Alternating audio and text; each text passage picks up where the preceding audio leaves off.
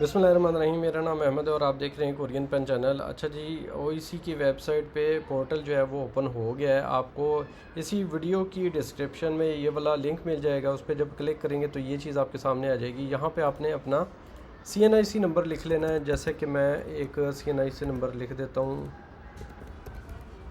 इस तरीके से लिख लेना है। फिर यहाँ से आपने अपनी डेट ऑफ बर्थ जो है उसको सेलेक्ट कर लेना है। उसको सेलेक्ट करने के बाद यहाँ पे आपने सबमिट के बटन पे क्लिक करना है और आपका अगर रिकॉर्ड नॉट फाउंड लिखा है तो समझ लें आपका नाम नहीं आया। अगर आपका लिखा आ जाए यहाँ पे मज़ीद कोई चीज़ और कॉन्ग्रेचुलेशन आ जाए, नीचे रजिस्ट्रेशन की डेट आ जाए, तो समझ लें कि आपका नाम आ गया कुरान-ए-जाज़ी में।